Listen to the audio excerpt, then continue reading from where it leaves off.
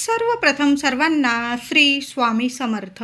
स्वामी महाराजांच्या कृपेने तुमच्या सर्व चांगल्या इच्छा पूर्ण होत ही स्वामींचरणी प्रार्थना करते आणि आजच्या व्हिडिओला सुरुवात करते. या वर्षीची वटपौर्णिमा 29 जून 2026 सोमवार दिवशी आलेली आहे. तर वटपौर्णिमेचा उपवास कसा करावा, कोणत्या शुभ रंगाच्या साड्या परिधान कराव्या, त्याचबरोबर कोणत्या शुभ मुहूर्तावर वडाची पूजा करावी, फांदीची पूजा करणे योग्य की वडाची झाडाची पूजा करणं योग्य, गर्भवती महिला असतील त्यांनी काय करावं करू नये, वडाच्या झाडाखाली जाऊन पूजा करावी की नाही, उपवास कसा करावा, उपवास कधी सोडावा, संपूर्ण माहिती वटपौर्णिमेबद्दल संपूर्ण माहिती आजच्या व्हिडिओमधून जाणून घेणार आहोत. म्हणून व्हिडिओ शेवटपर्यंत बघा. चॅनलवर नवीन असाल कृपया आपल्या चॅनलला नक्की सबस्क्राईब करा. तर यंदाची वटपौर्णिमा 29 जून 2026 सोमवार दिवशी आलेली आहे. आता बऱ्याच महिलांना प्रश्न पडलेला असेल की सोमवारी वटपौर्णिमा आल्याने आपण डोक्यावरून आंघोळ करावी का, डोकं धुवावं का.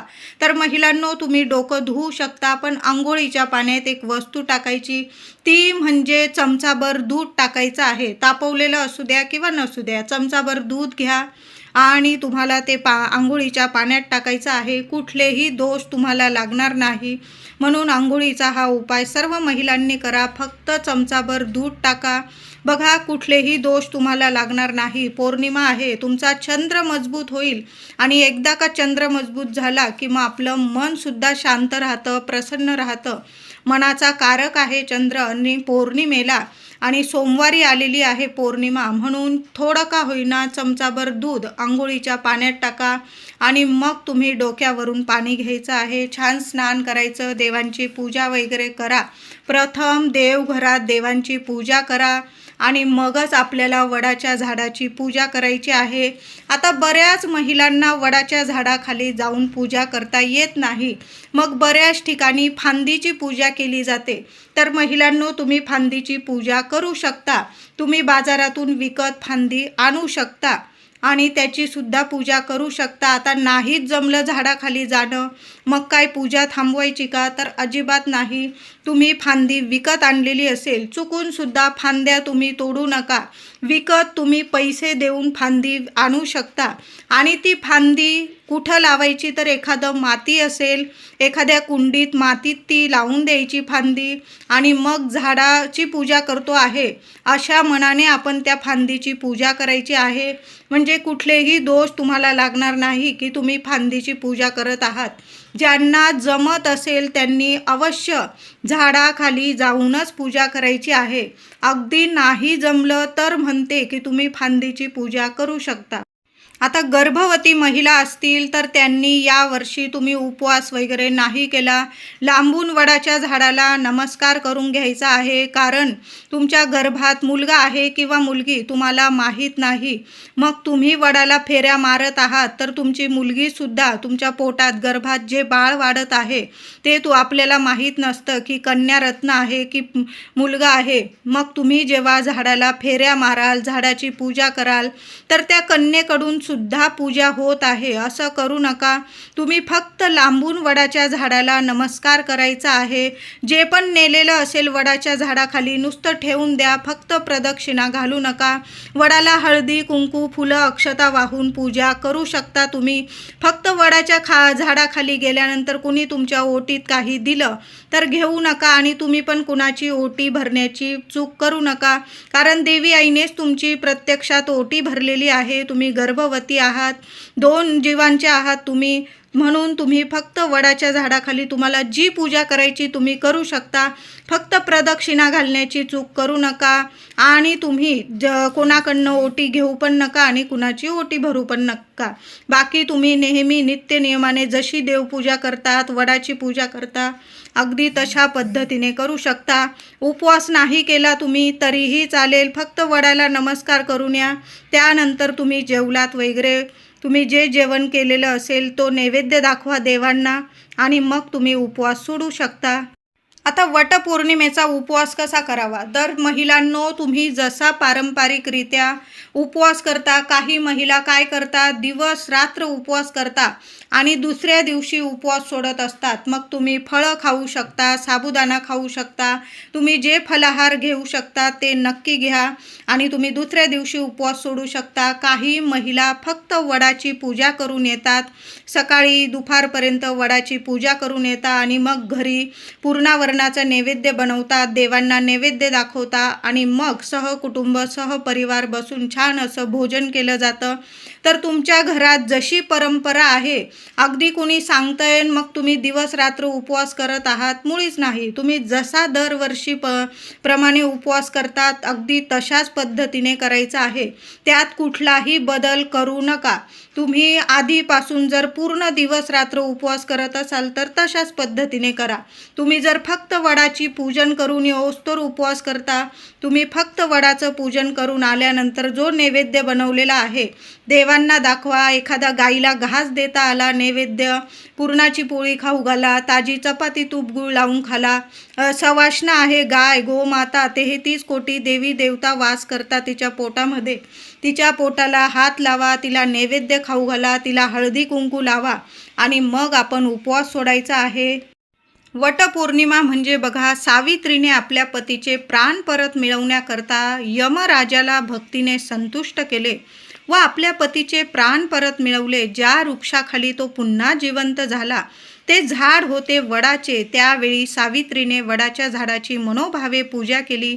या प्रसंगाची आठवण म्हणून आजही आपण सर्व स्त्रिया वडाची पूजा करत असतो. वड हे देवतुल्य असे झाड आहे. वडाच्या झाडामध्ये प्रत्यक्ष ब्रह्मा विष्णू महेश तिन्ही देवतांचे स्थान असते. मुळाशी श्री ब्रह्मदेवता वास करता, पानांमध्ये श्री विष्णू देवता वास करता आणि टोकाशी शिवजींचा वास असतो. म्हणून वटपौर्णिमेला वडाच्या झाडाचे पूजन केल्याने तिन्ही त्रिदेवांचे पूजन केल्याचे फळ आपणास मिळते. बघा किती सुंदर, त्रिदेवांचे पूजन केल्याचे आपणास फळ मिळते जेव्हा आपण वडाचे पूजन करत असतो. तर पूजेला कोणते साहित्य लागते अगदी थोडक्यात सांगते. 2 हिरव्या बांगड्या लागतील तुम्हाला, शेंदूर, 1 गळसरी, अत्तर, कापूर, पंचामृत, दूध, पूजेचे वस्त्र, विड्याची पानं, सुपारी, गूळ खोबऱ्याचा नैवेद्य, आंबे, दुर्वा, गहू या सर्व वस्तू एका ताटात आपल्याला नीट घ्यायच्या आहे. नीट ठेवून घ्या. तुम्ही घरी पूजा करा किंवा तुमच्या घराजवळ जे वडाचं झाड असेल देवळात वगैरे तिथं जाऊन आपण पूजा करताना ते ताट छान असं झाकून घेऊन जायचं आहे. प्रथम सुपारीच्या गणपतीची, तिथं गेल्यानंतर प्रथम सुपारीची गणपती मांडून घ्यायचा आहे. सुपारीचा 2 विड्याची पानं ठेवायची, त्यावर 1 रुपयाचं नाणं, सुपारी मांडून घ्यायची आणि प्रथम गणपतीची पूजा करायची आहे. वडाखाली आपण हळद कुंकू अक्षता वाहून पंचोपचार पूजा करावी. नंतर सूत गुंडाळलेल्या म्हणजे सौभाग्य अलंकार असलेल्या पुडीची, तुम्हाला बाजारात पुडी, पूजेची पुडी, त्यात सर्व काही असतं. बांगड्या असते, गळसरी असतं, हळदी कुंकू, काही बदाम खारीक, सर्व म्हणजे पूजेची तुम्हाला पुडी वगैरे मिळून जाईल पूजेच्या दुकानात. ती पुडी ठेवायची आहे वडाच्या झाडाखाली. त्या पुडीची सुद्धा पूजा करायची आहे. म्हणजे आपण याचा अर्थ असा होतो की सावित्री मातेला आपण सर्व सौभाग्य अलंकार अर्पण केलेले आहे. त्या पुडीची पूजा करायची आहे. वटपौर्णिमेची आरती म्हणायची आहे. वडाला 7 प्रदक्षिणा घालायच्या आहे. प्रदक्षिणा घालताना 7 वेळा सूत धागा गुंडाळायचा आहे आणि उरलेली सुताची गुंडी, महिलांनो काही महिला चूक करतात, उरलेली सुताची गुंडी तोडून घेतात. असं करू नका. तिथंच तुम्हाला खोचून द्यायची आहे आणि तुम्ही जेव्हा आपण वडाची पूजा करायला जाल 7 फेरे मारल्यावर सुताची गुंडी तोडू नका आणि कुणाला देण्याची चूक तर अजिबात करू नका. प्रत्येक महिलेने आपल्या पूजेचं ताट नीट तयार करावं आणि मग वडाच्या झाडाखाली जायचं आहे. कुणाकडंच काहीच वस्तू मागू नका. आता आंबे वगैरे मागितले तुम्ही, गहू वगैरे मागितले, ठीक आहे, पण सुताची गुंडी अजिबात कुणाला देऊ पण नका आणि घेऊ पण नका. या गोष्टींची काळजी सर्व माझ्या महिलांनी जरूर करायची आहे. तुम्हाला कोणी सुताची गुंडी देत असेल अजिबात घेऊ नका आणि तुम्ही सुद्धा कुणाला देऊ नका आणि तोडायची चूक तर अजिबात करू करू नका. 7 प्रदक्षिणा 7 वेळा सूत गुंडाळल्यानंतर तो सूत तिथंच खोचून द्यायचा आहे, तोडायचा नाही. वडापुढे नमस्कार करावा. जन्मोजन्मी हाच जोडीदार मिळावा. जोडीदारासोबत संपूर्ण आयुष्य सुख, समाधान, आनंद, आरोग्य, ऐश्वर्याने, गोकुळाने फुलून राहावं अशी मनापासून सर्व महिलांनी प्रार्थना करायची आहे. स्त्रियांनी या दिवशी उपवास करावा. किमान वडाची पूजा करेपर्यंत तरी उपवास जरूर करावा. 4 दिवस असतील. गरोदर स्त्रियांनी फक्त लांबून नमस्कार करायचा आहे आणि आपल्या पतीला उदंड आयुष्य, आरोग्य, सुख, शांती प्रार्थना करायची आहे. पूजा तुम्ही करू नका. गरोदर महिलांनी उपवास करू नये. फक्त हात जोडून प्रार्थना करा. तुम्ही हळदी कुंकू वाहू शकता. मी तुम्हाला सांगितलं गरोदर महिलांनी कशा पद्धतीने पूजा करायची. अगदी साध्या सोप्या पद्धतीने मनोभावे आपल्याला वडाच्या झाडाची पूजा करायची आहे वटपौर्णिमेला. तर वटपौर्णिमेला कोणत्या शुभ मुहूर्तावर आपण वडाची पूजा करायची आहे? प्रथम मी तुम्हाला राहू काळ कोणत्या वेळात आणि काळात आहे सांगून देते. या वेळात, या काळात चुकून सुद्धा वडाच्या झाडाखाली जाऊन पूजा करू नका. घरी जरी फांदीची पूजा करत असाल, महिलांनो, जरी तुम्हाला ऑफिस आहे तरी पण राहू काळात पूजा करू नका. हा 2 तासाचा राहू काळ टळून जाऊ द्यायचा आहे. तर 29 जून 2026 सोमवार दिवशी सकाळी 7 वाजेपासून ते सकाळी 9 वाजेपर्यंत असा हा 2 तासाचा राहू काळ असणार आहे. चुकून सुद्धा या वेळात, या काळात, राहू काळात पूजा करू नका. तुम्ही जर राहू काळ मानतात तर जरूर हा 2 तासाचा राहू काळ टळून जाऊ द्यायचा आहे. तर सकाळी 7 ते 9 हा राहू काळ असणार आहे. या वेळात, या काळात चुकून सुद्धा वडाच्या झाडाची पूजा करू नये. वटपौर्णिमेला सकाळी 9 ते दुपारी 12:20 अत्यंत शुभ मुहूर्त आहे. वटपौर्णिमेचा वडाच्या झाडाची पूजा करण्याचा शुभ मुहूर्त 29 जून 2026 सोमवार दिवशी सकाळी 9 वाजेपासून दुपारी 12:20 अत्यंत शुभ मुहूर्त आहे. आता झालाच जरासा उशीर महिलांनो, तर संपूर्ण दिवसभर तुम्ही पूजा करू शकता, पण संध्याकाळी 5-5:30 वाजेपर्यंतच पूजा करा. ऐन संध्याकाळी दिवे लागणीला वगैरे पूजा करत बसू नका. थोडा उशीर झाला माझ्या महिलांना, लहान लेकरं, घर वगैरे सांभाळून काही गोष्टींना होत असेल तुम्हाला उशीर, तरी पण संध्याकाळी 5 वाजेपर्यंत आपण पूजा करून घ्यायची आहे. फक्त सकाळी 7 ते 9 हा राहू काळ टळून जाऊ द्या. बाकी संपूर्ण दिवस हा वटपौर्णिमेचा शुभच आहे. तुम्ही केव्हाही दिवसभरात पूजा करू शकता. अत्यंत शुभ मुहूर्तात पूजा करायची असेल तुम्हाला तर सकाळी 9 वाजेपासून दुपारी 12:20 हा अत्यंत वटपौर्णिमेचा शुभ मुहूर्त आहे. काही कारणास्तव झालाच तुम्हाला उशीर तर मग संध्याकाळी 5 वाजेपर्यंत या शुभ मुहूर्तावर तुम्ही पूजा करू शकता. आणि जास्त वेळ करू नका, म्हणजे दिवे लागणीला वगैरे कुठल्याच झाडाला हात लावू नये आणि वडाच्या झाडाला तर मुळीच हात लावू नये. म्हणून तुम्ही संध्याकाळी 5-5:30 वाजेपर्यंत पूजा करू शकता. आता वटपौर्णिमेला कोणत्या शुभ रंगाच्या साड्या घालाव्या? तर स्त्रियांनी वटपौर्णिमेला हिरव्या रंगाची साडी परिधान करा. सुख सौभाग्याचे प्रतीक आहे हिरवा रंग. हिरवा रंग हा देवी आईचा आवडता बहरलेला शुभ रंग आहे, म्हणून या दिवशी हिरवा रंग परिधान करा. त्याचबरोबर लाल, पिवळा, हळदी कुंकवाचा रंग आहे. प्रत्यक्ष माता लक्ष्मी, श्रीहरी विष्णू, गणपती बाप्पांचा प्रिय रंग आहे, म्हणून हळदी कुंकवाचा रंग परिधान करा. लाल, पिवळा, तुम्ही ऑरेंज रंग, केशरी रंग परिधान करू शकता. उगवत्या सूर्यासारखा तेजस्वी रंग आहे. या दिवशी आवर्जून ऑरेंज रंग परिधान करू शकता. गुलाबी, जांभळा हाही रंग प्रेमाचे प्रतीक आहे, म्हणून हा रंग तुम्ही परिधान करू शकता. त्याचबरोबर मोरपिशी, निळा, जांभळा तुम्ही या रंगाचे वस्त्र नेसून परिधान करून साड्या वडाची पूजा करू शकता. चुकून सुद्धा काळा रंग असेल, संपूर्ण पांढरा असेल किंवा साडीला काळ्या रंगाची बॉर्डर असेल, तुम्ही जर मानतात महिलांनो डार्क निळ्या रंगाचा जो काळपट दिसत असेल अशा साड्या चुकून सुद्धा परिधान करू नका. तुम्ही जर मानतात या गोष्टी तर आवर्जून माना.